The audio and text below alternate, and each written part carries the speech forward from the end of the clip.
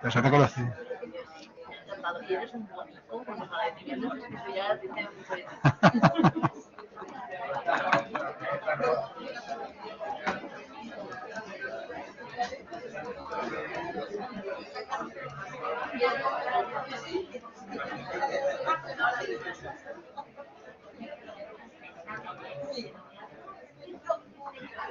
Ricardo,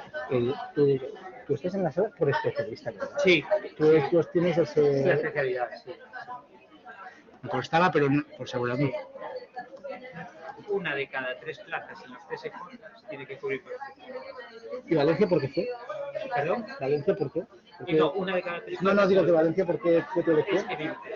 Ah, vale, por ahí. Sí. No, está bien. Ya he puesto ya. Hola.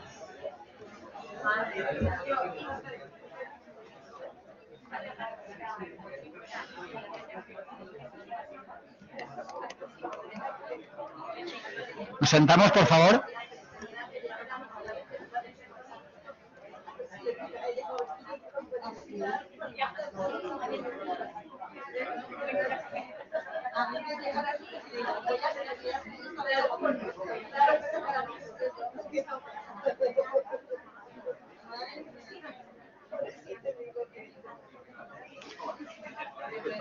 Sí, Ricardo, ¿has firmado una cosa que de mucho tiempo que firmar? Vale. Sí. Buenas, otra vez, hola. Por favor, sentaros. Silencio. Bueno, empezamos con la segunda ponencia, que si habéis visto el programa, que espero que sí, es el sobre tiene por título el abuso en los nombramientos de funcionarios interinos. Cuando diseñamos el planteamiento de esta jornada global, a mí me parecía que era fundamental que alguien, un magistrado del Tribunal Superior de Justicia, de la Sala de lo Contencioso Administrativo, tuviera su parte, porque realmente no hace falta que os diga que el Tribunal Superior y esta sala es la que fija o es el máximo intérprete de la normativa autonómica, que quizá no sea lo más relevante aquí, pero en cualquier caso es la voz autorizada para sentar una primera doctrina sobre este tipo de situaciones que, como hemos podido ver ya y sabemos, son conflictivas. Me puse en contacto con la sala y fue Ricardo Fernández Carballo Calero, que es uno de los magistrados de referencia en la sección segunda, que es la que trata temas de recursos humanos, de personal, el que tuvo bien pues ofrecer sus conocimientos y exponerlos aquí ante nosotros. No puedo decir más que agradecerle su presencia aquí. Creo que es una voz autorizada al máximo nivel, porque por su sala y por su sección van a pasar muchos de los conflictos que hoy podemos entender que se pueden suscitar al respecto. Ricardo Fernández es un magistrado especialista en la materia, tiene un recorrido ya importante en el Tribunal Superior, así a bote pronto y para que lo sepáis, si no os lo digo yo. Él fue el ponente de una conocida sentencia dictada en mayo del año pasado y es la que corrigió la doctrina que de un juzgado de Alicante fijó sobre los empleados públicos fijos. Para entendernos, seguro que os suena el tema. Pues bueno, esa fue su ponencia, así con una sentencia que yo me acuerde así a bote pronto. Imaginaros por un momento la importancia que tienen este tipo de pronunciamientos y contar con alguien de estas características de aquí, con este saber y saber hacer, pues yo creo que para mí particularmente es una satisfacción, pero es un honor en general poder contar con o conocer algunos de sus criterios. Tenemos que tener en cuenta que Ricardo es un magistrado y que en muchas ocasiones pues se ve o no puede verse perjudicado en sus ponencias y en sus sentencias por situaciones que ya he dicho antes. Por lo tanto, siempre tenemos que tener en cuenta esa circunstancia a la hora de conocer su opinión, pero en cualquier caso creo que es fundamental conocerla. Y sin más dilación, Ricardo, yo te doy a ceder la palabra. Bueno, pues muchas gracias, Cristóbal, por tus amables palabras, desde luego merecidas, y desde luego gracias a la organización, y es un placer encontrarme con ustedes. Y lo que sí quería destacar es la oportunidad de organizar encuentros como el presente, que además de poder considerarse multidisciplinares, en tanto abordan la temática que nos atañe desde una doble perspectiva, desde el derecho administrativo y desde el derecho del trabajo, pueden considerarse, y entiendo que esta es su mayor virtud, plurales, en tanto las diferentes ponencias no solo participamos, como saben ustedes, miembros de la carrera judicial, cuanto integrantes de la abogacía y de la propia universidad, lo que sin duda enriquecerá, en mi opinión, las diferentes perspectivas a adoptar en la temática que hoy nos trae aquí. Dicho lo anterior, les voy a ser sincero. Cuando me propusieron atender a esta temática, el abuso de los nombramientos de funcionarios interinos, mi primera impresión fue el de hallarnos ante un tema evidentemente candente y de rabiosa actualidad, pues no necesito siquiera recordarles la polémica que rodea a la cuestión, dado la trascendencia no solo jurídica, cuanto social en la materia, en tanto se habla, según las cifras que se dicen en los diferentes artículos especializados en la materia, de un porcentaje de empleados públicos temporales en las administraciones elevadísimo. Se vierten espeluznantes estadísticas que revelan ingentes porcentajes de empleo público temporal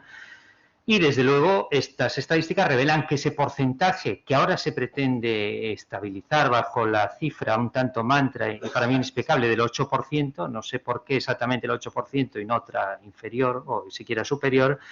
pues estas cifras, como saben ustedes mejor que yo, tienen una especial relevancia en el caso de las administraciones públicas en sus tres niveles institucionales, pero desde luego con un especial protagonismo no solo del personal dependiente de las administraciones locales, cuanto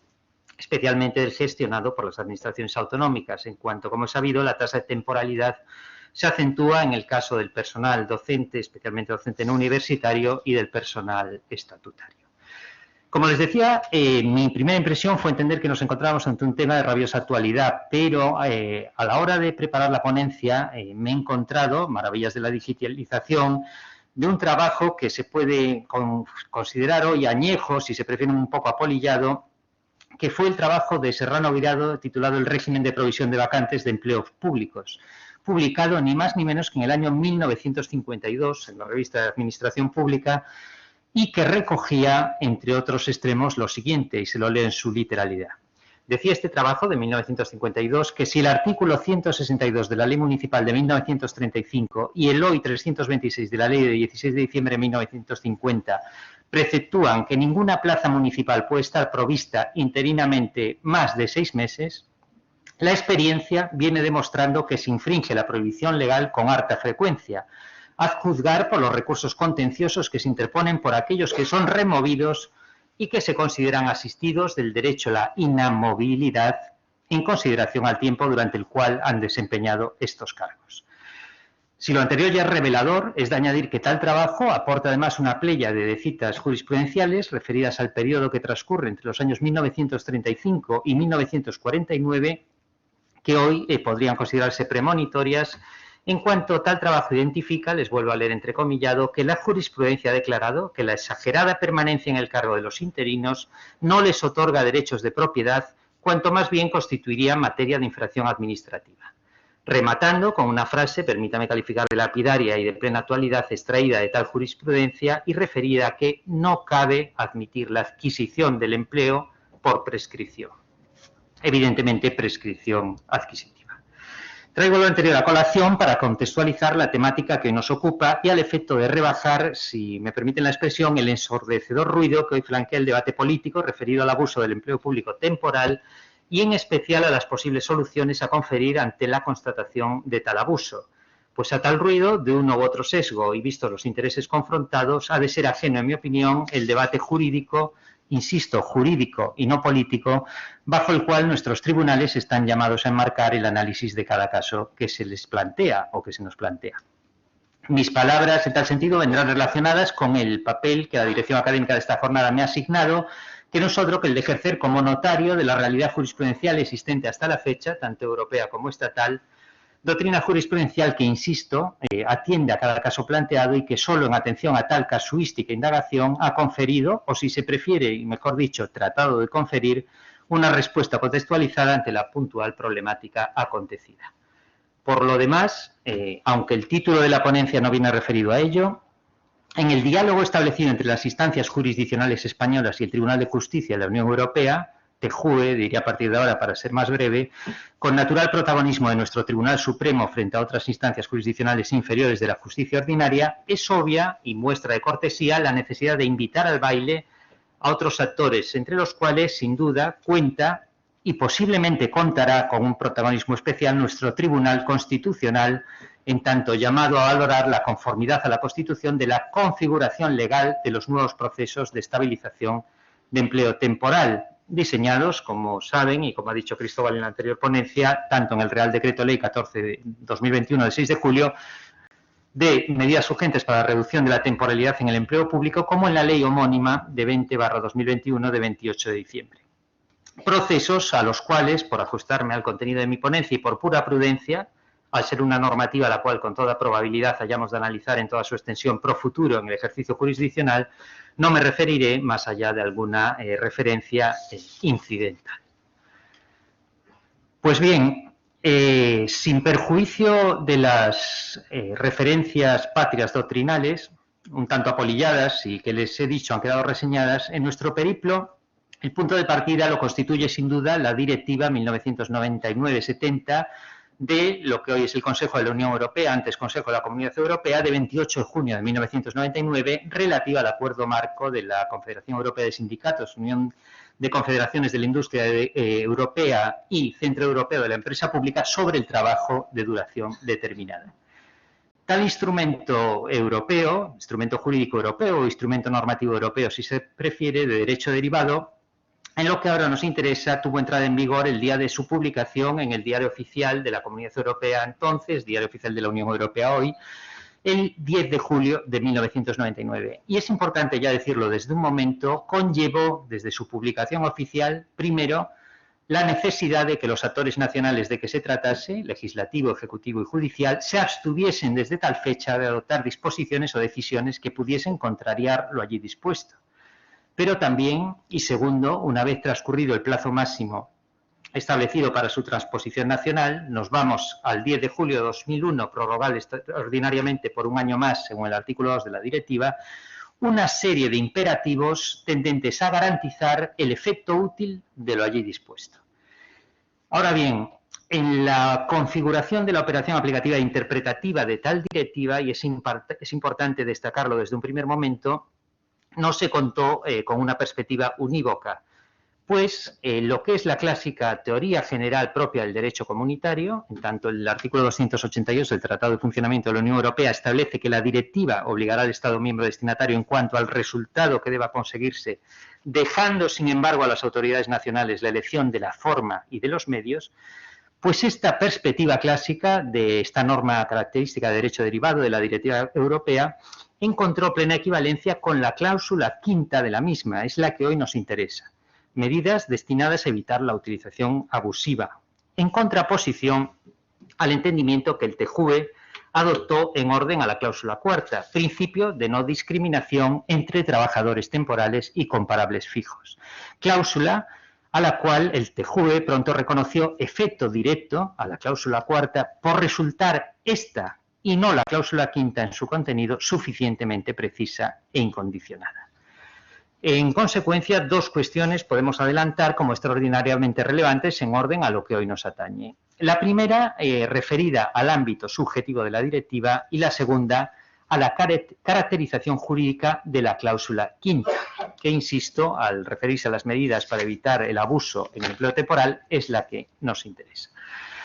En orden a la definición a efectos del acuerdo marco del concepto de trabajo con contrato de duración determinada, formulado en la cláusula tercera, apartado primero de dicho acuerdo, es importante, a mi modo de ver, destacar dos puntos. Primero, engloba a todos los trabajadores, sin establecer diferencia en función del carácter público o privado del empleador para el que trabajan, y ello independientemente de la calificación de su contrato en el derecho interno. Esto se dijo ya desde sentencias de 4 de julio de 2006, Adenauer y otros, en la cuestión prejudicial 212/2004, pero en muchas otras que no es necesario reiterar.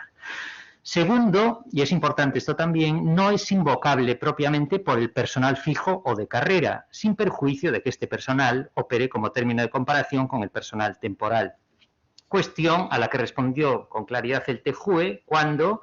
por ejemplo, ante una estatutaria fija odontóloga vinculada al Servicio Aragonés de Salud, y nombrada profesora interina en la Universidad Complutense, no se le concedió la excedencia por prestación de servicios en el sector público, lo que pretendía en pretendida equiparación a personal temporal comparable. Esta es la sentencia del TJUE a la séptima de 3 de junio de 2021, cuestión 942/2019, o cuando, incluso por auto del Tribunal de Justicia, sala octava de 13 de diciembre de 2001, cuestión 151/21, se concluye por el TJUE con rotundidad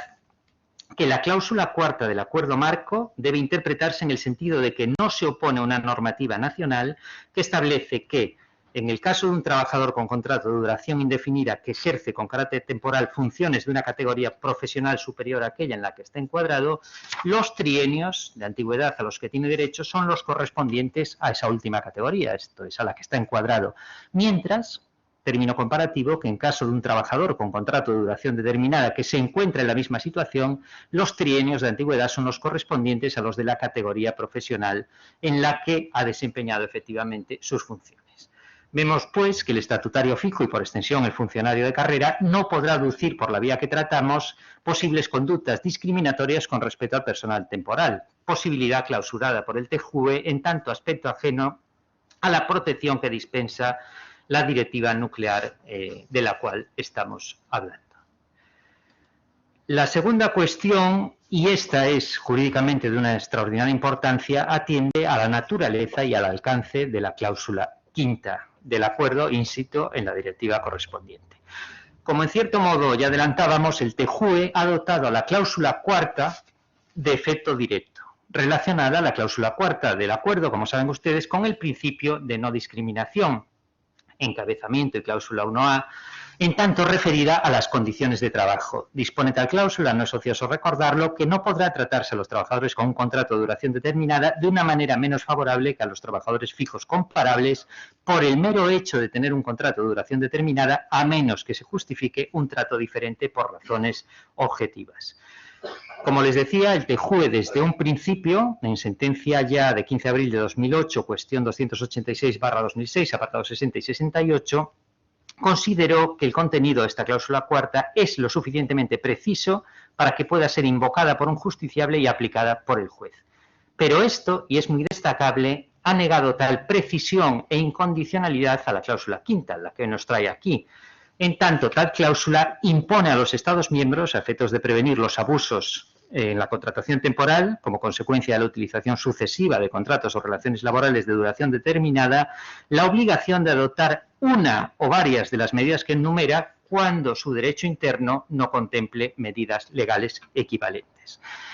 En definitiva, reconoce el TJUE que la cláusula quinta no establece un catálogo cerrado de medidas y opera dejando a cada Estado la facultad de apreciar si recurren a tal fin a una o varias de las medidas enunciadas en esta cláusula o incluso a medidas legales existentes equivalentes, y ello teniendo en cuenta las necesidades de los distintos sectores y categorías de trabajadores. Insisto en la importancia de esta concepción diferenciada de ambas cláusulas, principio de no discriminación, cláusula cuarta con efecto directo, versus medidas destinadas a evitar la utilización abusiva, cláusula quinta, pues contando la primera con efecto directo ante su incondicionalidad y precisión, la intervención intelectual jurisdiccional, en el caso que se nos plantea a los tribunales, se torna clara, de advertirse que lo alegado es una condición de trabajo, pasándose, en consecuencia, a verificar si la diferenciación está basada en algo distinto a la mera relación temporal. Sabemos que la evolución jurisprudencial en esta materia ha sido motorizada y ejemplos de equiparación entre condiciones de trabajo, funcionarios interinos, les hablo de funcionarios interinos, puede trasladarse a estatutarios, ha sido variada en materia de trienios, promoción interna, reconocimientos de sesenios por formación permanente, derecho a participar en sistemas de evaluación docente y complementos derivados, reducciones de jornadas, situaciones de servicios especiales, derecho a participar en el sistema de carrera profesional horizontal en relación al complemento retributivo derivado del mismo, etcétera. Pero, y es lo que quiero destacarles, esta operación del juzgador resultará mucho más escurridiza, o si se prefiere, mucho más imprecisa o difuminada, de hallarnos ante la valoración de la cláusula quinta, pues después de evaluarse en su caso el abuso de la temporalidad y llegarse a la conclusión de que ha existido tal abuso, habrá de atenderse asimismo a la calidad o suficiencia de una o varias posibles de las medidas de nuestro derecho interno como aptas para sancionar de forma efectiva, proporcional y disuasoria tal situación. Es preciso así insistir en que, negado el efecto directo de la cláusula quinta, no nos hallamos ante un catálogo cerrado de medidas dimanantes de la propia directiva que pudiesen operar al modo en algunas ocasiones se postuló ante el Tribunal de Justicia de la Unión Europea de una protección material mínima a exigir a faltar cualquier medida destinada a combatir los abusos, sino más bien ante medidas que se ven enunciadas en la cláusula quinta a título meramente ejemplificativo y no jerarquizado. Recordemos aquí simplemente que las tres medidas enumeradas en la cláusula quinta de la directiva, o más precisamente en el acuerdo que incorpora la misma, se refieren a la posible identificación de las razones objetivas que justifiquen la renovación de los contratos o relaciones laborales, al establecimiento de la duración máxima total de los sucesivos contratos de trabajo o relaciones laborales de duración determinada, o en fin, a la predeterminación en el número de las renovaciones contractuales que resulten. Insisto, y dejamos lo anterior destacado, pues sin perjuicio de volver sobre ello y matizar lo que ahora diremos en lo que sea matizable, bien se advierte que el campo de actuación judicial se da diferente en caso de plantearse en el proceso la posible vulneración de una u otra cláusula del acuerdo. Pues en la operación hermenéutica a relacionar con la cláusula quinta, medidas destinadas a evitar la utilización abusiva, será netamente distinta a la propia relacionar con la cláusula cuarta. En tanto, al atender la cláusula quinta, viene encaminado el juzgador, primero, a verificar si existe el abuso de temporalidad alegado y, segundo, a valorar la suficiencia del ordenamiento jurídico nacional, que no otro, en su integridad y como respuesta plausible a tal abuso ante, y es preciso enfatizarlo, las diferentes pretensiones que en cada caso se susciten. Y este es el terreno propio de la abogacía, en cuanto en algunos casos se pide la nulidad del cese, en otros el simple mantenimiento de la situación en tanto no se ha impugnado un cese, en otros van más allá y piden la declaración de fijeza, en otros la indemnización equivalente al personal indefinido no fijo, etcétera. Será importante también saber que el margen de actuación jurisdiccional se ve acotado conforme al principio de congruencia que ustedes perfectamente conocen en relación a lo ejercitado en el súplico de cada demanda. Vemos, pues, que a la hora de adoptar medidas sancionatorias de tales abusos, con adjetivación disuasoria, proporcional y efectiva, el Estado está impregnado de una neta discrecionalidad a relacionar señaladamente con un mayor margen de actuación en el Poder Legislativo, en tanto llamado expresamente por la propia directiva a introducir medidas para prevenir los abusos. Sean estas medidas, insisto, todas, alguna o incluso ninguna de las enumeradas en la cláusula quinta de la directiva, debe venir identificado en este último caso alguna medida legal equivalente al efecto de prevenir tales abusos como consecuencia de la utilización sucesiva de contratos o relaciones laborales de duración determinada. ¿Qué más decir de la directiva? Pues destacar que los problemas de su aplicación y transposición no han resultado solo un problema español o nacional. En tal sentido, les dejo ahí citado el procedimiento de infracción 2014/4334 relativa a la posible incompatibilidad del derecho español con la cláusula quinta del acuerdo marco, que según lo últimamente informado por la Comisión se mantiene abierto, o la información que la Comisión proporciona sobre el seguimiento de las denuncias múltiples y acumuladas ante su multiplicidad en el procedimiento 2013-01-917. Digo que afecta a varios de los Estados miembros, pudiendo dejarse citado, o sea, a título meramente ilustrativo, varios procedimientos de infracción aperturados, por ejemplo, a Italia o a Malta en los años 2007 a Italia y 2005 a Malta, cerrados en el año 2010, o el referido a Polonia, aperturado en el 2013 y que corrió igual suerte, cerrándose o archivándose por resolución de noviembre de 2015. En igual sentido, dejemos cita del recientemente iniciado frente a Portugal, muy reciente, noviembre de 2021, en fase de carta de emplazamiento, no solo en tanto la legislación portuguesa establece condiciones de empleo menos favorables para los profesores con contrato de duración determinada que trabajan en las escuelas públicas portuguesas en comparación con los profesores permanentes, en particular en relación con el salario de antigüedad, estaríamos en el ámbito de la cláusula cuarta, sino, y esto es lo que nos interesa con ocasión de la ponencia que me han asignado, en tanto el derecho portugués no incluye de medidas adecuadas para evitar posibles abusos derivados de la utilización sucesiva de contratos o relaciones laborales de duración determinada aplicable en este caso en el territorio de las Azores. Por lo demás, la virulencia del debate en nuestro país ante la magnitud cuantitativa del empleo temporal que todavía presentamos conlleva, como saben, una serie de denuncias frente al Estado español focalizadas actualmente en la nueva normativa, el Real Decreto Ley Z y la Ley 20/2021 de 28 de diciembre,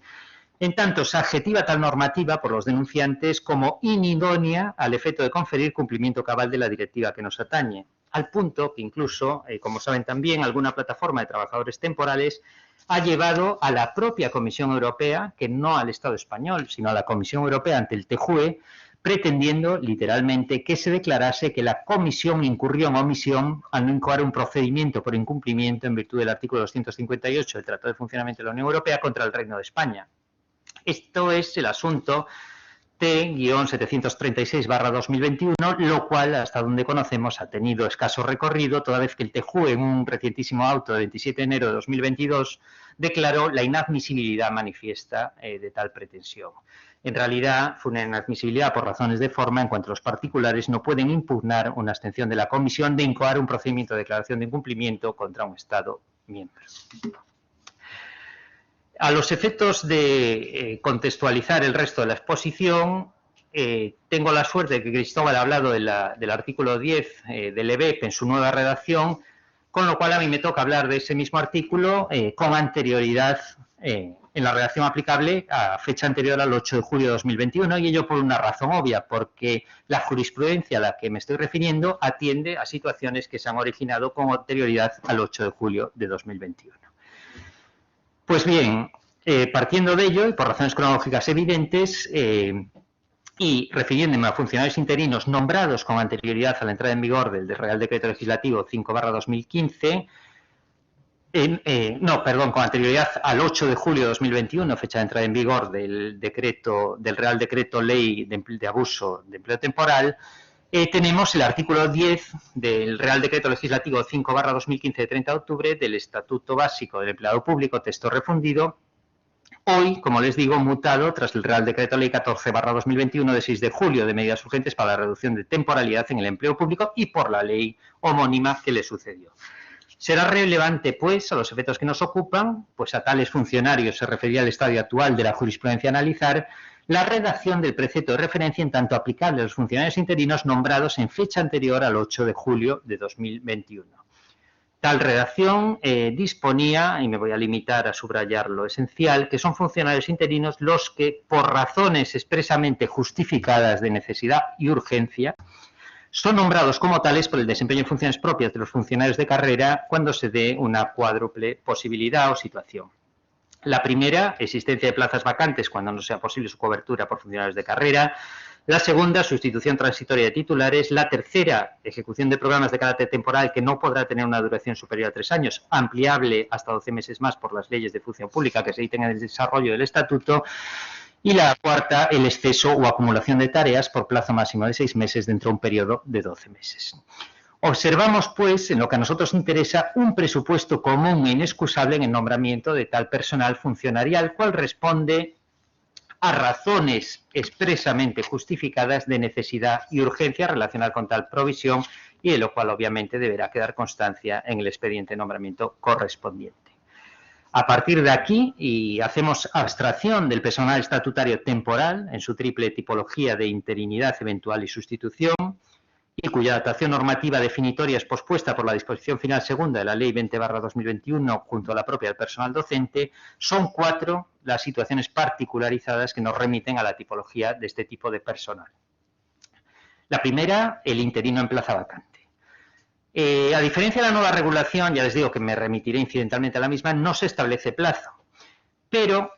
y esto es lo esencial, sí viene dispuesto que las plazas vacantes desempeñadas por funcionarios interinos deberán incluirse en la oferta de empleo público correspondiente al ejercicio en el que se produce su nombramiento y, si no fuese posible, en la siguiente, salvo que se decida su amortización, lo cual nos reenvía al artículo 70 del texto refundido del EBEP, que nos recuerda que la oferta de empleo público es de aprobación anual y que la ejecución en un plazo que hoy ya jurisprudencialmente no es duda que es de caducidad, deberá desarrollarse dentro del plazo improrrogable de 3 años. Sobre ello volveremos más adelante. Segundo supuesto es el interino en sustitución transitoria del titular. Estamos pensando, obviamente, en periodos de vacaciones, permisos y demás ausencias de carácter temporal que comporten la reserva de plaza. El tercero, interino en ejecución de programas de carácter temporal, 3 años ampliables en uno más, según cada ley de función pública de desarrollo. Y destaquemos solamente que el Estatuto Básico del Empleado Público, en su versión original y anterior a la reforma efectuada por Ley 15/2014 de 16 de septiembre, ni siquiera establecía un plazo máximo en la ejecución de tales programas de actuación administrativa, que en ocasiones se eternizaban sin presentar, además, en determinados supuestos obviamente recusables, naturaleza propia o diferenciada de lo que suponía un actuar administrativo ordinario o una actuación administrativa ordinaria. El cuarto supuesto atañe al interino ante el exceso o acumulación de tareas por plazo máximo de 6 meses dentro de un periodo de 12 meses. Curiosamente, y como vieron en la ponencia anterior, actualmente elevado, tras la nueva normativa, a 9 meses sobre 18. Pues bien, lo primero a destacar, viendo esta normativa, que insistimos, subsiste en su aplicación definitoria frente al grueso de funcionarios interinos, en tanto nombrados antes de la fecha de entrada en vigor del Real Decreto Ley 14/2021 de 6 de julio, es que mi criterio revela, de su mera lectura, que el pecado original a relacionar con el incremento y mantenimiento de una tasa indeseable de interinidad no se encontraba tanto, y en esto coincido con el ponente anterior, en la redacción del Estatuto Básico del Empleado Público, cuanto en su relajada o flexible aplicación. Quiero decir con esto que si fuesen ciertas las razones de necesidad y urgencia para el nombramiento del funcionario interino de que se tratase, y tales razones admitiesen un lógico vínculo con cada una de las hipótesis normativas de referencia, difícilmente podría hablarse de abuso en la relación funcionarial temporal, toda vez que en un mundo, insistimos, ideal, la vacante cubierta por el interino habría de resultar incluida en la correspondiente oferta de empleo público al convocar anualmente y prontamente provista por personal fijo, ante un desarrollo razonable del proceso selectivo. Vamos a la hipótesis primera. El periodo para la sustitución transitoria del titular sería de estrictamente necesario, tal como hoy, por cierto, dispone específicamente el precepto en su novedosa redacción conferida por el Real Decreto Ley y por la ley citada. El programa de actuación administrativa resultaría efectivamente un programa de actuación administrativa y además temporal y no eternizado. Hipótesis tercera. O, en fin, la acumulación de tareas, y aquí lo que destacó una persona preguntando, efectuando anteriormente una pregunta al anterior ponente, sería efectivamente una acumulación de tareas extraordinaria y no cronificada en el área de actuación de que se tratase. Esto es la hipótesis cuarta. Desgraciadamente, y el mundo, pues como todos sabemos, no es ideal. Y es en esta falta de idealidad, o si se prefiere, en el terreno del crudo realismo, donde la jurisprudencia, primero del TJUE y luego de la Sala Tercera de nuestro Tribunal Supremo, vino definiendo los contornos del abuso. Precisemos ex ante, y al efecto de evitar equívocos, que la jurisprudencia contenciosa administrativa, la proveniente de la Sala Tercera de nuestro Alto Tribunal, encargada de atender a estas cuestiones cuando de personal funcionario o estatutario nos hallamos, siguió y sigue una senda diferenciada a la jurisprudencia de la Sala Cuarta del Tribunal Supremo, Orden Jurisdiccional Social,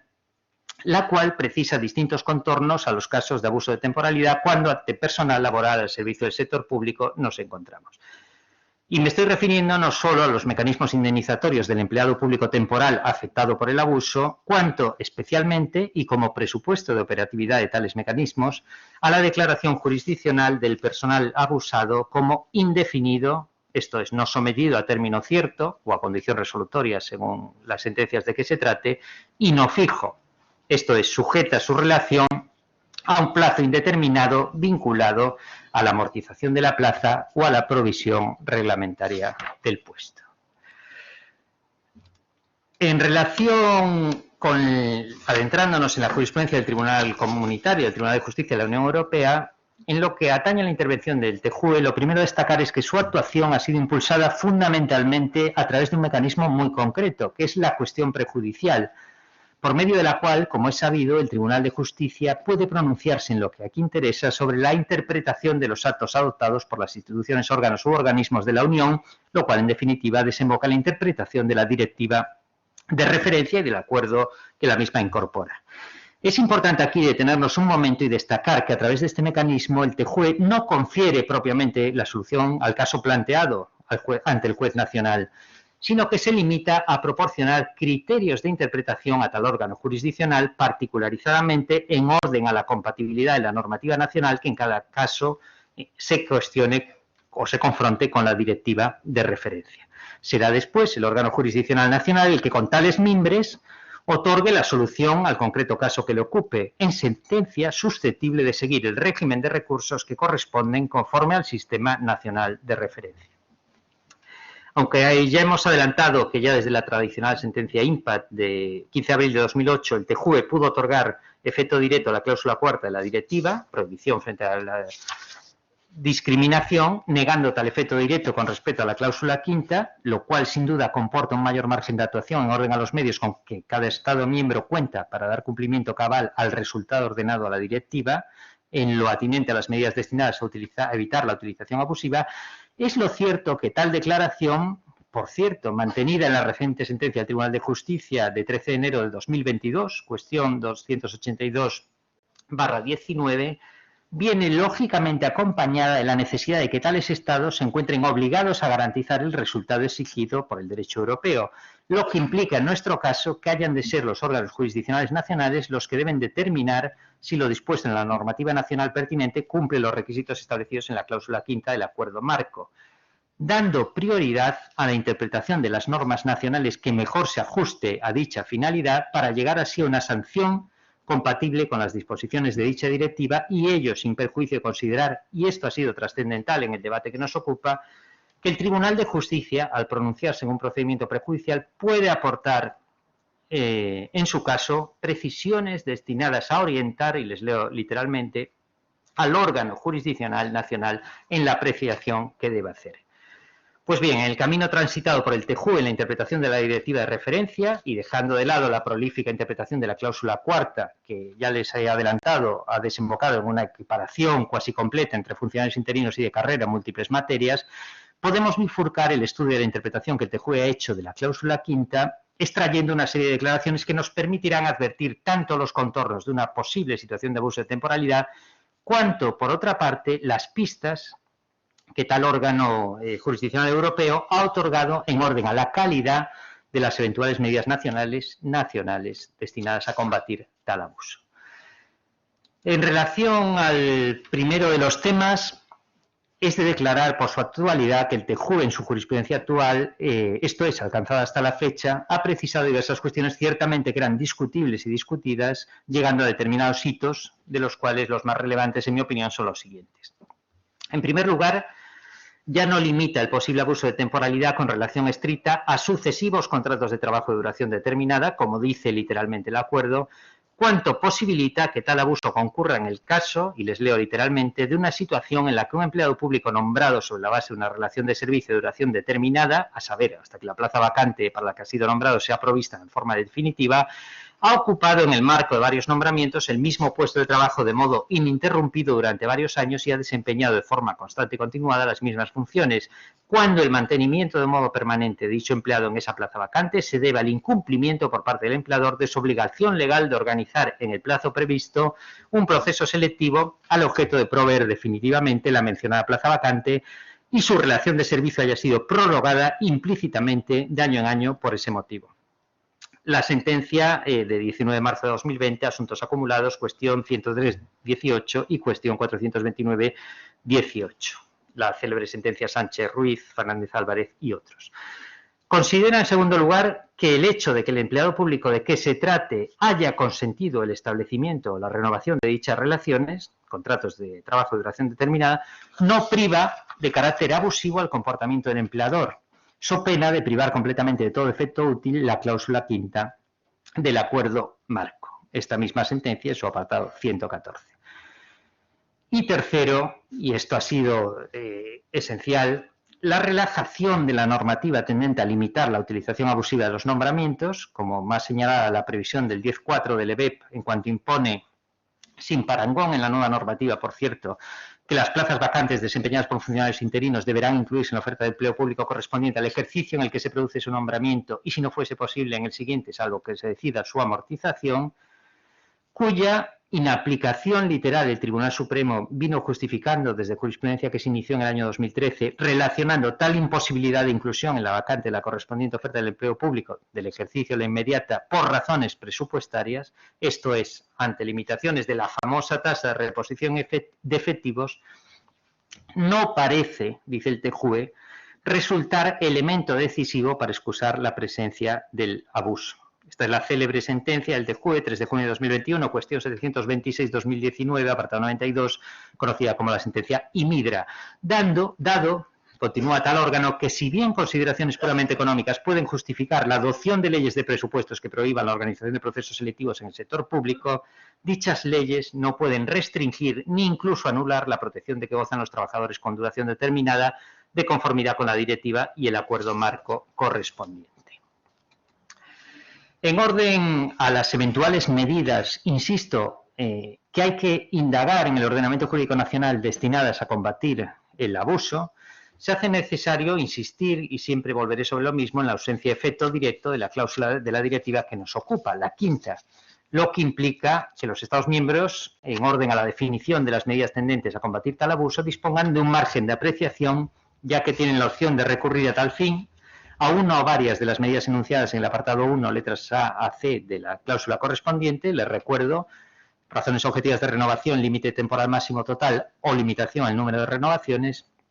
cuanto incluso a medidas legales existentes equivalentes, y ello teniendo en cuenta las necesidades de distintos sectores o categorías de trabajadores. Reiterándose tal margen de maniobra estatal en lo que ahora nos interesa, en orden a la adopción o definición de las medidas apropiadas para hacer frente a dicha situación, sin perjuicio de que tales medidas no solo deben ser proporcionadas, sino también lo bastante efectivas y disuasorias como para garantizar la plena eficacia de las normas adoptadas en aplicación del acuerdo marco. Por otra parte, el TJUE ha sido reiterativo a la hora de expresar que, aunque las modalidades de aplicación de tales normas deben ser determinadas por el ordenamiento interno de los Estados miembros en virtud del principio de autonomía de procedimiento de estos, se ven sujetas a los principios de equivalencia y efectividad. Esto es, en relación con la equivalencia, no deben ser menos favorables que las aplicables a situaciones similares de carácter interno, y en relación con el respeto al principio de efectividad, no deben hacer imposible en la práctica o excesivamente difícil el ejercicio de los derechos conferidos por el ordenamiento jurídico de la Unión. Ello es coherente con la propia directiva, en cuanto dispone, y a veces se olvida, apartado 5 de la cláusula octava del acuerdo marco que incorpora, que la prevención y la resolución de los litigios y quejas que origine la aplicación del presente acuerdo se resolverán de conformidad con la legislación, los convenios colectivos y las prácticas nacionales. Esto es, las propias de cada Estado miembro. En relación con el Tribunal Supremo, siempre refiriéndome a la Sala Tercera, decir que en el complejo mundo trufado de los resortes competenciales y normativos en el que nos hallamos, en cuanto, como ven, es un poco complicado todo porque confluye directiva, Constitución, Estatuto Básico del Empleado Público, leyes de función pública de desarrollo, órganos llamados a interpretar estas normas, etcétera, y en el que resulta evidente la necesaria consideración de intereses confrontados o siquiera divergentes. Pensemos en el personal temporal objeto de abuso versus funcionarios de carrera ante posibles turnos de promoción interna, aspirantes al empleo público por el llamado turno libre, o incluso la ciudadanía usuaria de los servicios públicos servidos por funcionarios cuya adecuada prestación se relaciona indefectiblemente con la cualificación de los llamados a desempeñar tales empleos públicos. Lo primero a destacar es que, como ya hemos anticipado, nuestro Tribunal Supremo no ha seguido una línea paralela en la respuesta jurisdiccional a esta problemática, toda vez que las salas tercera, contencioso y cuarta social están lejos de dar una respuesta unívoca a la problemática que hoy nos atañe. Es necesario advertir que ello no resulta propiamente censurable desde la perspectiva que nos ocupa, una vez el propio TJUE ha recordado en varias ocasiones que el principio de no discriminación se ha aplicado y concretado mediante el acuerdo marco únicamente en lo que respecta a las diferencias de trato entre trabajadores con duración determinada y trabajadores con contrato por tiempo indefinido que se encuentren en una situación comparable. Y añade, en cambio, una posible diferencia de trato entre determinadas categorías de personal con contratos de duración determinada que no se basa en la duración determinada o indefinida de la relación de servicio, sino en su carácter funcionarial o laboral, no está incluida en el ámbito de aplicación del principio de no discriminación consagrado por dicho acuerdo marco. En este sentido, sentencia del Tribunal de Justicia de 14 de septiembre de 2016, Pérez López, cuestión 16/2015. Ello comporta, en definitiva, que en el seno del Tribunal Supremo, salas tercera y cuarta, el Tribunal Supremo no haya compartido una misma senda en el camino del que estamos hablando. Pues la primera, orden jurisdiccional contencioso administrativo, sala tercera, no ha asumido hasta la fecha la hipotética figura de un funcionario indefinido no fijo. ni aplicado, por ende, desde tal perspectiva, la indemnización resultante ante su cese, que, sin embargo, y como saben ustedes, sí que ha sido reconocida por la jurisdicción social en su más alta instancia, en 20 días de año hasta 12 mensualidades de salario al personal laboral indefinido no fijo, como decimos por parte de la Sala Cuarta. Añadimos que la pretendida relevancia en la identificación del proceso selectivo de que se trate o de su ausencia, porque también lo hay en la provisión de ese personal temporal,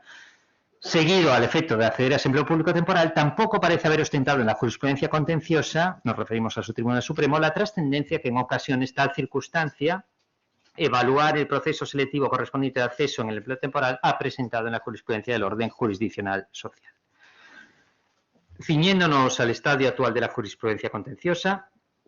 encontramos los hitos fundamentales de un razonamiento que hasta la fecha se mantiene más o menos pulido, perfilado en consideración al decurso de la jurisprudencia del Tribunal de Justicia de la Unión Europea, por las trascendentales sentencias del Tribunal Supremo dictó, resolviendo los célebres casos de Martínez Andrés y Castrejana López, que, como es sabido, contaron en su recorrido con la intervención tanto del TJUE como de los diferentes grados jurisdiccionales nacionales hasta llegar al Tribunal Supremo. Me ha parecido oportuno describir la solución jurisprudencial que confiere nuestra más alta instancia jurisdiccional en el orden contencioso administrativo, destacando lo que asume como abuso y lo que deriva negativa y positivamente una vez constatado tal abuso de temporalidad. En cuanto al abuso, en sí mismo identifica como elemento esencial a la hora de acreditar tal abuso la duración o el tiempo transcurrido entre la relación estatutaria temporal, estatutaria funcionarial temporal. Pues se advierte en la jurisprudencia una suerte de inversión de la carga probatoria cuanto ante situaciones extremada, y en otras ocasiones se dice inusual, tomando la referencia de la jurisprudencia europea, en otros casos injustificadamente prolongadas, nos hallásemos.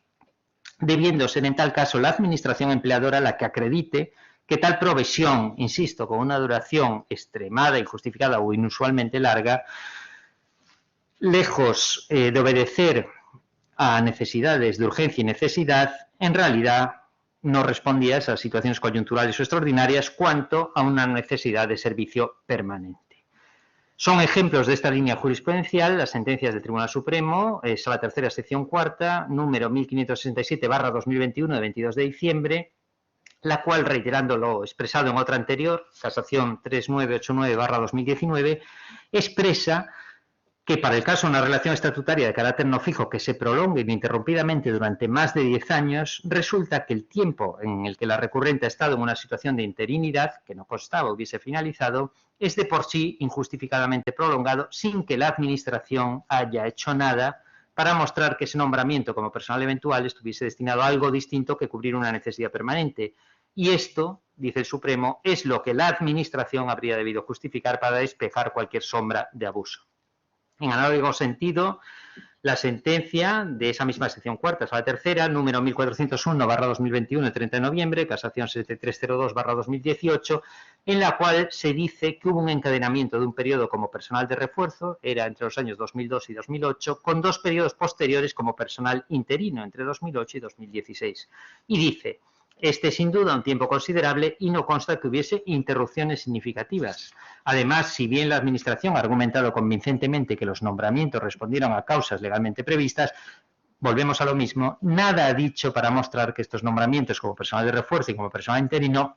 estuviesen destinados a algo distinto que cubrir una necesidad permanente. Y esto es lo que habría debido justificar para despejar, y vuelve a utilizar la misma expresión, cualquier sombra de abuso. Les dejo citado ahí un supuesto sui generis que se analiza en la Casación 7976/2018, sentencia de la sección cuarta 1685/2020 de 9 de diciembre, que analiza un supuesto que en cierto modo identifica una presunción de abuso de la temporalidad al entender a supuestos que son utilizados muy señaladamente por las administraciones autonómicas sanitarias gallega y madrileña de conversión de nombramientos de personal estatutario eventual en nombramientos de interinidad en vacantes. Y dice el Supremo que en tales casos, precisamente tal circunstancia, la conversión de eventuales en interinidades por vacantes, puede evidenciar la utilización indebida de los nombramientos de personal eventual estatutario ante precisamente la creación de las plazas en las que se nombró personal estatutario interino a los antes eventuales. Por lo demás, y aun cuando no estemos ya refiriéndonos a la jurisprudencia del Supremo stricto sensu considerado, y por eso no dejo constancia en la diapositiva, se antoja esencial en la caracterización de este abuso la posible intermediación en el interregno que ocupe tal relación temporal de procesos selectivos tendentes a la posible cobertura de la plaza en cuestión. Pues, si estos se convocaron y resolvieron dentro de los plazos legales exigidos, no parece que quepa hablar de abuso de la temporalidad, por mucho que la permanencia del sujeto obedeciera a que tal provisión hubiese quedado, por ejemplo, desierta. En tal sentido, puede dejarse cita la sentencia de la Audiencia Nacional 5238/2021 de 1 de diciembre, en apelación 92/2021, que reprocha al Juzgado Central de lo Contencioso Administrativo en no haber tenido en cuenta esta circunstancia. Esto es, la organización efectiva por parte de la Administración de procesos selectivos al objeto de cubrir definitivamente las plazas vacantes.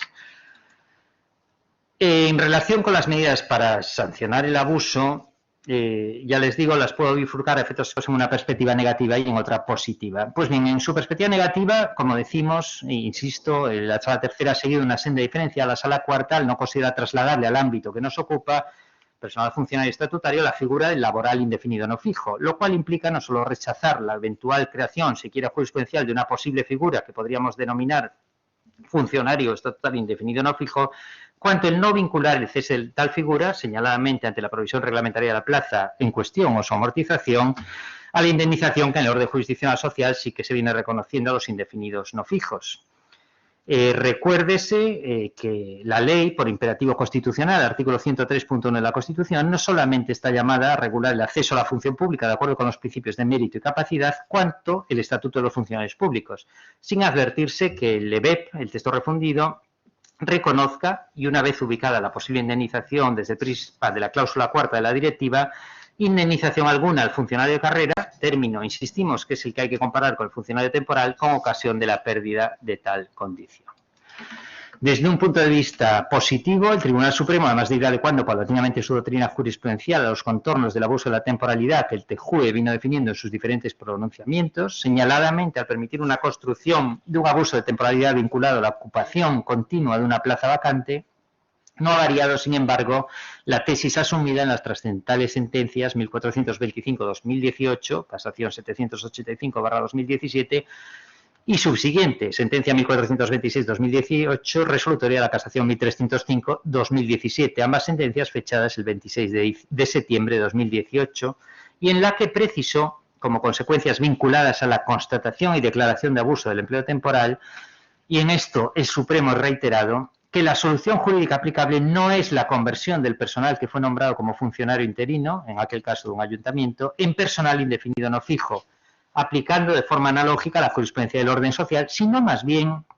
la subsistencia y continuación de tal relación de empleo con los derechos profesionales y económicos inherentes a ella desde la fecha de efectos de la resolución anulada hasta que la Administración cumpla en debida forma lo que ordena la norma de carácter básico. Esto es el 10.1 del EBEP. Y añade que el afectado por la utilización abusiva de los nombramientos temporales tiene derecho a indemnización, pero el reconocimiento de este derecho dependerá de las circunstancias singulares del caso, debe ser hecho si procede en el mismo proceso en el que se declara la situación de abuso, requiere que la parte demandante deduzca tal pretensión, invoque en el momento procesal oportuno qué daños y perjuicios y por qué conceptos en concreto le fueron causados y acredite, por cualquier medio de prueba admisible en derecho, la realidad de tales daños y perjuicios, de suerte que solo podrá quedar para ejecución de sentencia la fijación o determinación del quantum de la indemnización debida. Además, añade el Supremo, el conceptos dañosos y perjudiciales que se invoquen deberán estar ligados al menoscabo o daño de cualquier orden producida por la situación de abuso, pues esta es su causa, y no hipotéticas equivalencias al momento del cese e inexistentes en aquel tipo de relación de empleo con otras relaciones laborales o de empleo público. Pues bien, esta doble consecuencia vinculada a la constatación y declaración jurisdiccional del abuso, por lo demás, se mantiene, insistimos, impertérrita en los más recientes pronunciamientos de la Sala Tercera,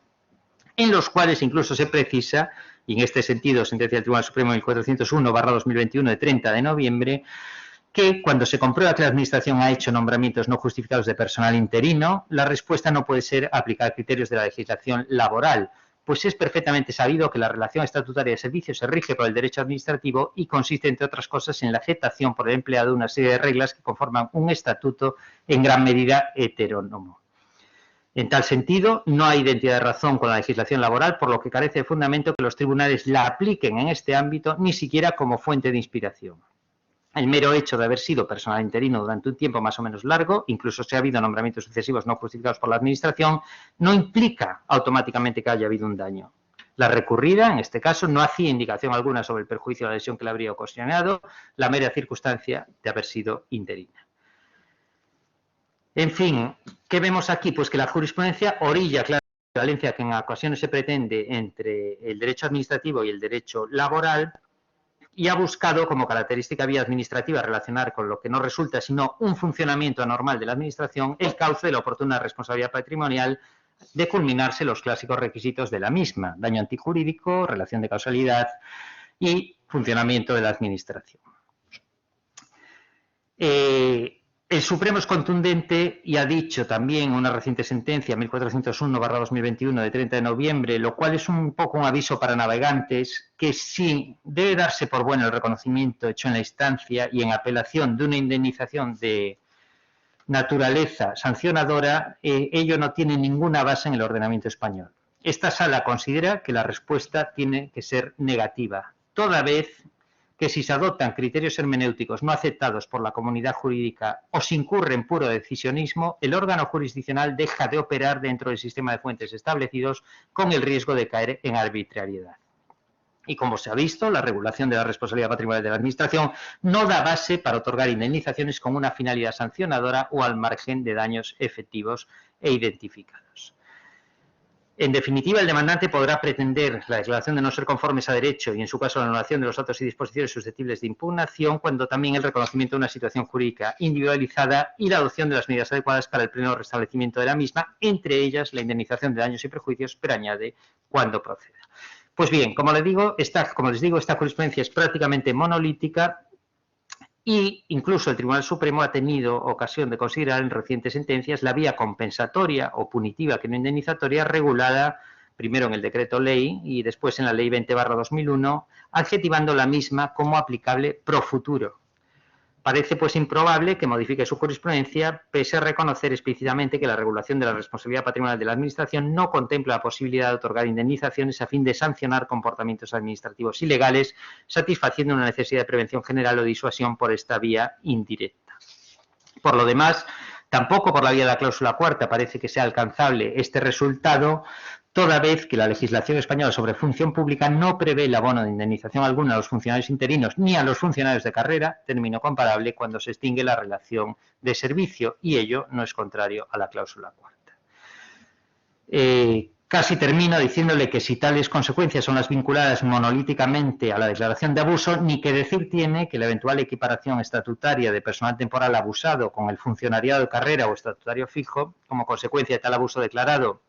y obviando la necesidad de superar un proceso selectivo adecuado cualitativamente al efecto, se ve, por lo menos hasta el momento, descartada absolutamente la jurisprudencia mayor en la jurisprudencia del Tribunal Supremo contenciosa sobre la base de imperativos constitucionales, artículo 23.2 y 103 de la Constitución, que es necesario remarcarlo, la jurisprudencia europea no obliga a dejar inaplicados a consecuencia de la directiva que nos ocupa. Añado dos cosas que desde luego son polémicas y por eso he dicho más allá, y es atender a dos perspectivas desde luego escasa una y nulamente explorada la otra. En la escasamente explorada es la vía disciplinaria. Es una vía que no merece descartarse como propia para impetrar la tutela del derecho europeo en la materia que tratamos, cuanto dirigida a censurar el comportamiento de los responsables, autoridades o funcionarios de tales nombramientos abusivos. Simplemente destacar que el Tribunal de Justicia de la Unión Europea ha tenido ocasión de considerar la vía disciplinaria, sentencia de 2 de septiembre de 2021, cuestión 371/2017, al examinar el derecho italiano, diciendo literalmente que la posibilidad de que se exija responsabilidad a los directivos invocada por el gobierno italiano como medida efectiva, recuerda que tal normativa nacional obliga a las administraciones a recuperar de los directivos responsables las cantidades abonadas a los trabajadores como reparación del perjuicio sufrido debido a la infracción de las disposiciones relativas a la selección de personal y al empleo cuando dicha infracción presente carácter intencional o proceda de una falta grave. Esa obligación, continúa el TJUE, que incumbe a las administraciones no constituye, y esto es lo importante, más que una medida, entre otras, destinada a prevenir y sancionar la utilización abusiva de contratos de trabajo de duración determinada y corresponde, como dice siempre, al órgano jurisdiccional repitente de la cuestión, comprobar si la posibilidad de que se exija responsabilidad a la autoridad o funcionario reviste un carácter suficientemente efectivo y disuasorio para garantizar la plena eficacia de las normas adoptadas en aplicación del acuerdo marco. En definitiva, es una posibilidad, en su caso, a contemplar. Y dejamos, en fin, únicamente referenciada, y ya les digo que a título prácticamente anecdótico, la vía penal, fundamentalmente artículos 404 y siguientes del Código Penal sobre la prevaricación administrativa, pues esos fines, desde luego desde una perspectiva de ejemplaridad y prevención general, ostentarían sin duda un adecuado protagonismo disuasorio en orden a comportamientos particularmente sangrantes y equivalentes, conforme a la jurisprudencia de la Sala Segunda del Tribunal Supremo, a ilegalidades evidentes, patentes, flagrantes y clamorosas. Con todo, se hace necesario matizar que tal vía penal, que opera, como saben ustedes, como última ratio o último remedio, último recurso, se ha visto relacionada hasta la fecha, que yo tenga conocimiento, con comportamientos relacionados con provisiones patentemente contrarias a derecho, en provisiones relacionadas con la provisión en el empleo temporal, sobre la base de la conculcación flagrante de los principios de mérito y capacidad. Esto es, más que con la constatación de situaciones de abuso de la temporalidad en sí misma considerada, pues es evidente que conceptos jurídicos indeterminados como razones de urgencia o necesidad difícilmente van a poder incluirse por los fiscales correspondientes en sus escritos de acusación para integrar la posible figura de la prevaricación. Simplemente les dejo citada, y con esto acabo, como casi a título anecdótico, la sentencia de la Audiencia Provincial de Orense, sección segunda, 204-2017, 16 de junio, que llegó a condenar por delito de prevaricación un comportamiento cuyos hechos probados literalmente fueron que el acusado, mayor de antecedentes penales como alcalde de determinado ayuntamiento, procedió en los años 2012 y 2013 a contratar mediante contratos de duración determinada a 29 personas para cubrir distintos puestos de trabajo en el desempeño de labores competencia del ayuntamiento. Tales contrataciones, continúa la sentencia condenatoria, se efectuaron sin seguir un procedimiento legítimo, siendo así que el acusado elegía a su libre voluntad a las personas que quería contratar, preferiblemente de la localidad mencionada, de manera que las mismas accedían a la administración local sin sujeción a los principios de igualdad, mérito y capacidad y sin dar publicidad a dichas ofertas de trabajo. Añade, el acusado realizó dichas contrataciones a sabiendas de que no podía hacerlo en dicha forma, habiendo sido advertido por la Secretaría del Ayuntamiento, por medio de los correspondientes reparos que él mismo alzó para poder efectuar las mismas. Se hacen una idea, en consecuencia, qué tipo de comportamientos han llegado a integrar el tipo de prevaricación y, como dice el Tribunal Supremo, y volvemos a ello, en este caso Sala Segunda, son hipótesis groseros, evidentes, patentes, flagrantes o clamorosas. Bueno, yo esto es todo lo que les tenía que contar. Con esto acabo. Muchísimas gracias por su atención y quedo abierto si hay alguna cuestión o pregunta o alguna matización o que puedan ustedes hacer. Muchas gracias.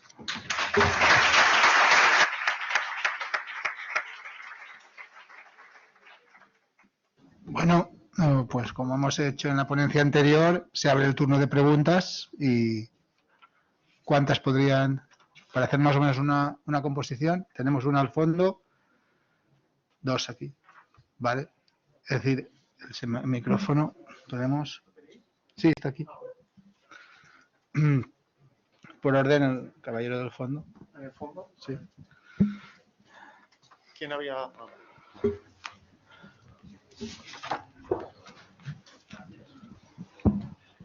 Mi pregunta es de fondo. Buenos días y gracias. Buenos días. Fantástica intervención judicial. Pero has comentado que el recorrido de la Ley 2021 puede tener un recorrido judicial. Entonces, ¿qué estamos haciendo? ¿Estabilizamos y nos encontraremos al final de este camino con procesos judiciales que tengamos que volver atrás? Nos da vértigo a los técnicos que tenemos que llevar a cabo este proceso. Y a los jueces también nos da vértigo. Pues nada, ya me lo ha dicho todo. Gracias. Aquí hay otra pregunta, por favor. Sí.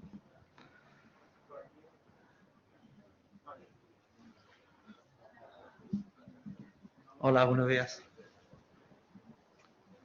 Buenos días. No, mi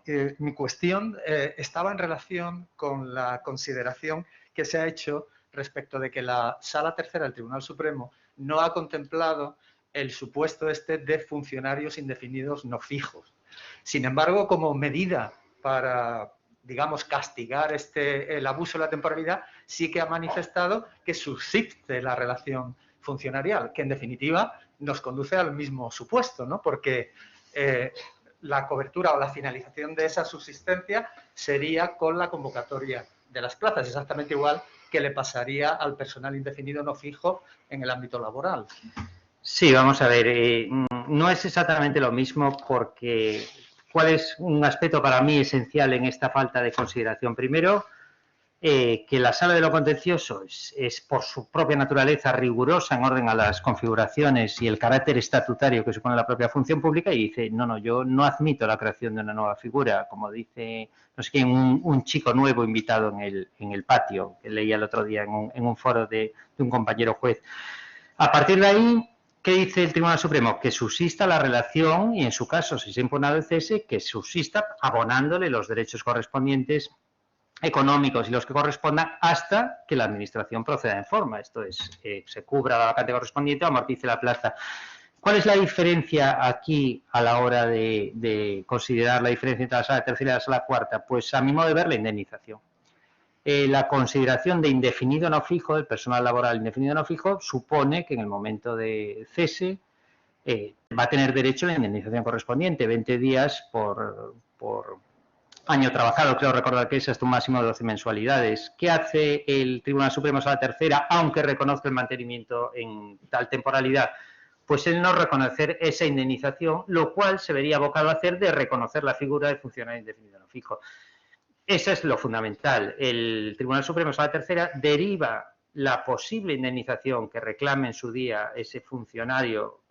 declarado objeto de abuso y que en su día expire o sea cesado, al régimen de responsabilidad patrimonial. Y simplemente es así, porque considera que en el ámbito del derecho administrativo esa indemnización punitiva,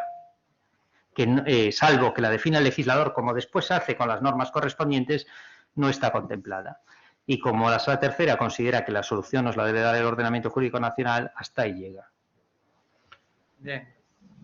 Otra pregunta, buenos días. Hola, buenos días. Nos ha dicho que el Tribunal Supremo ya ha establecido que no cabría la indemnización del derecho laboral para el cese de los funcionarios o el personal estatutario, que sería una indemnización de daños y perjuicios. ¿Nos podría explicar cuáles serían los criterios para esa indemnización de daños y perjuicios? Si queda clarísimo que no se puede equiparar a una indemnización de 20, de 33 días, ¿qué criterio habría? Pues precisamente el criterio de cada caso. O sea, así como en el orden social la configuración, les contestará mejor a la tarde que viene un magistrado de la Sala Cuarta, muchísimo mejor que yo, pero así como la indemnización en el ámbito social se liga a la propia configuración del personal laboral indefinido no fijo y al reconocimiento, que recordemos las correspondientes leyes de presupuestos prohíben realizarlo a la Administración y creo que esa prohibición sigue vigente. En la Sala Tercera la posible indemnización dependería de las circunstancias del caso y les digo más, de la habilidad del abogado al identificar y probar un eventual perjuicio que nazca como vinculado a esa permanencia abusiva en su relación de servicio. Hasta el momento, en nuestro caso, por ejemplo, no hemos tenido casos en los que se haya acreditado algo así, pero la imaginación y la habilidad de los abogados es múltiple y pueden ir desde muchísimas, desde luego, o sea, todo es defendible, pero desde luego siempre sería una indemnización vinculada a un concreto daño o perjuicio antijurídico, o sea, un perjuicio que el interino no hubiese tenido obligación de soportar y ligado a la declaración de abuso, que en definitiva implica un funcionamiento anormal de la Administración, lo queramos o no. Ahora, ¿cómo llenamos esa posible indemnización que en su caso reconozcan los tribunales de lo contencioso? Terreno de los abogados. Claro, y terreno de los abogados y de los jueces valorando las alegaciones de los abogados, pero siempre identificando concretos menoscabos que no hubiese tenido obligación de soportar y que estén ligados causalmente a ese carácter indebidamente extendido en la relación de temporalidad. Muchas gracias. Ricardo, para terminar, ¿queda alguna más, por favor? Ah, vale, perdón. Si no, iba a hacerte yo una... No sé cómo vamos con Adrián. No, hacemos una más y ya está. Hola. aquí estamos hablando que el problema es el personal indefinido no fijo cuando se trata de personal estatutario o de interinos. Entonces, yo quisiera, si puede ser, que me dieras una valoración o opinión personal, porque el problema arranca, creo yo, el día en que conocen los juzgados de lo social de despidos, por decirlo así, de una manera de personas, por ejemplo, mediante un contrato administrativo prestaban servicios, se reconoció la figura del indefinido no fijo. Una modificación legislativa que aclarase o radicase en la jurisdicción contenciosa esta serie de situaciones, porque partimos de un acto administrativo, ¿crees que sería una buena solución? Porque algo parecido sucedió hace ya casi 20 años con el personal estatutario. Al principio las reivindicaciones iban a los juzgados de lo contencioso administrativos, pero desde el estatuto en 2003 se hacen recaer en la jurisdicción contencioso administrativa. O sea que si personal interino, vicisitudes que surjan en relación con su actividad, se solventasen dentro de el área de lo contencioso administrativo. Bueno, si eso fuese así, si esa modificación legislativa existiese, estarían muy contentos unos y muy descontentos otros. Yo le puedo decir lo que hay ahora, y lo que hay ahora es lo que hay. Al orden contencioso va, efectivamente, desde, creo que fue el año 2003, el personal, o la ley 55-2003, el personal estatutario y el personal funcionarial, y al ámbito social, a la orden jurisdiccional social, va el personal laboral. Es lo que hay. Es lo que hay. No creo ni que sea ni peor. Creo que es importante retener que sí que el Tribunal de Justicia de la Unión Europea, conforme a esa sentencia que tengo referenciada, ha dicho que eso no es ningún problema, porque lo que debe compararse es al personal laboral temporal con el personal laboral fijo. Cerramos paréntesis, y al funcionario interino o al estatutario temporal con el estatutario fijo o el personal funcionario de carrera. Cerramos paréntesis. Ha tocado en el orden jurisdiccional contencioso administrativo lo segundo, ha tocado en el orden jurisdiccional social lo primero. El que se den perspectivas diferentes en las diferentes salas del Supremo es muestra de que estamos ante un problema que presenta ribetes o perfiles compartidos, pero que también presenta perfiles diferenciados. Y esa es mi opinión. Vale. Ricardo, una última observación, porque en tu exposición, de la cual te felicito, se ha insistido en algo que yo no acabo de entender, y es verdad que lo dice la sentencia Imidra y que luego se reconoce en la jurisprudencia posterior, de que la tasa de reposición no es excusa para visualizar las situaciones de abuso cuando el tiempo, es decir, lo llamado inusualmente largo, es el efecto o la causa determinante de, perdón, el efecto, la causa determinante de ese abuso. Vamos a ver, alguien no se ha leído la ley, porque vamos, si estamos hablando de una legislación básica que se reproduce año tras año, la ley de presupuestos, con un control no férreo, lo siguiente, por parte de la delegación del gobierno, con impugnaciones en los tribunales, cuando mínimamente es incluido una plaza que ellos entienden que excede esa tasa de reposición, ¿cómo no va a ser eso una excusa? Es decir, ¿acaso el cumplimiento de la ley básica no es una excusa? Es decir, que al final en los operadores jurídicos se nos está poniendo la tesitura de ¿por dónde incumplimos la norma? Es decir, ¿a qué le damos? Eso no puede ser. Un Estado serio, una jurisprudencia seria, no puede hacerse cargo de esa situación. Es decir, hay que explicar claramente que la tasa de reposiciones de obligada observancia está vigilada, ya no digo por una legión de abogados del Estado y de técnicos de la Administración del Estado, está requerida en cada administración. Estamos ahora, en este momento, con pleitos sobre eso. Y la Sala tiene en este momento sentencias de apelación sobre sentencias de primera instancia que anulan ofertas, y ahora al final eso no importa. Realmente yo creo que aquí alguien no se ha leído algo, o alguien no ha informado al TJUE de qué ha significado la tasa de reposición en España, porque desde 2008, 2009, 2010 hasta hoy, prácticamente las ofertas de empleo público como tales ofertas han desaparecido. Y eso ha fulminado el antiguo artículo 10 del LEBEP, cuando obligaba que al año siguiente tenía que estar el interino por vacante su plaza en la correspondiente oferta. Yo, no, sinceramente, es algo que no acabo de entender, porque parece que hayamos estado cumpliendo leyes, bueno, dictando leyes, cumpliendo leyes, en ese supuesto aura de austeridad, y al final esto no tiene importancia. Es un poco ridículo desde ese punto de vista, o así lo parece. Bueno, claro, te voy a contestar te voy a coger el guante de eso que me dijiste tú al final, de así lo parece. Porque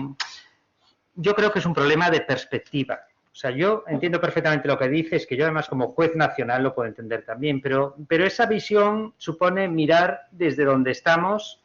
hacia arriba, recorrer nuestro sistema de fuentes y decir, hombre, pero si yo estoy limitado por la ley, ¿cómo voy? Sí, entonces, ¿qué sale? ¿El abuso del cumplimiento de la ley? Bueno, estamos de acuerdo. Pero es que en Luxemburgo nos miran desde arriba a abajo.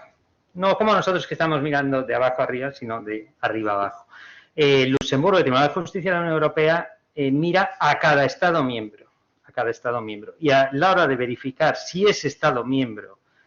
cumple de manera conforme o no el derecho europeo o el antiguo derecho comunitario, no puede dejar de atender al Estado miembro en sí. Y dice, si este Estado miembro, a través de los mecanismos que quieras, de una ley, incluso de una ley de vigilancia férrea, de cumplimiento imperativo y tal, como es la ley de presupuestos, ha impuesto esto, si el Estado miembro con esa imposición de la ley, importante, posterior a la entrada en vigor de la directiva y no anterior, que se ha dado el caso, por ejemplo, de un famoso caso en Grecia en el que se justifica en cierto modo el incumplimiento constitucional porque la reforma constitucional había sido en el periodo de la entrada en vigor de la directiva y no anterior. Bueno, en este caso, el TJUE mira a España como un todo, como un Estado miembro, y simplemente manda un mensaje. Usted no me justifique con una ley de la cual tiene la potestad de hacer o no el incumplimiento de la directiva comunitaria que yo le impongo. Es una diferencia de perspectiva. Ambas son entendibles, pero también tenemos que entender que el TJUE nos mira desde Luxemburgo a todos los Estados miembros y no tanto como nuestra visión hacia arriba mirando el sistema de fuentes y el diseño constitucional. Entonces, simplemente nos ha dado la atención en ese sentido. Pero cuando, curiosamente, y ya termino, se nos había dicho desde el minuto cero que la tasa de reposición era una imposición de la Comisión Europea. Sí, sí, es decir, que al final sí, esto no acaba de encajar porque al final yo creo que... Bueno, al final es una reflexión en vacío porque tenemos que afrontarla, pero es así. Sí. Vale, todo en derecho es opinable. Muchas gracias a todos. Gracias a vosotros. Pasamos a la siguiente ponencia.